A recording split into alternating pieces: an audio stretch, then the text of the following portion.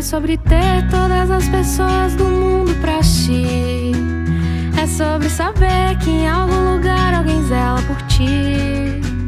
É sobre cantar e poder escutar mais do que a própria voz. É sobre dançar na chuva de vida que cai sobre nós. É saber se sentir infinito no universo tão vasto e bonito. É saber sonhar. Então fazer valer a pena cada verso daquele poema sobre acreditar.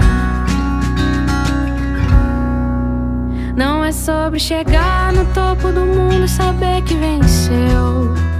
É sobre escalar e sentir que o caminho te fortaleceu. É sobre ser abrigo e também ter morado em outros corações.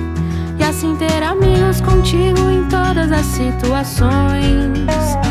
A gente não pode ter tudo. Qual seria a graça do mundo se fosse assim?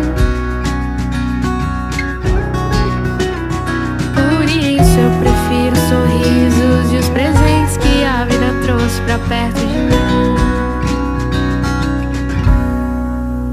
Não é sobre tudo que o seu dinheiro é capaz de comprar, e sim sobre cada momento, sorriso a se compartilhar. Também não é sobre correr contra o tempo pra ter sempre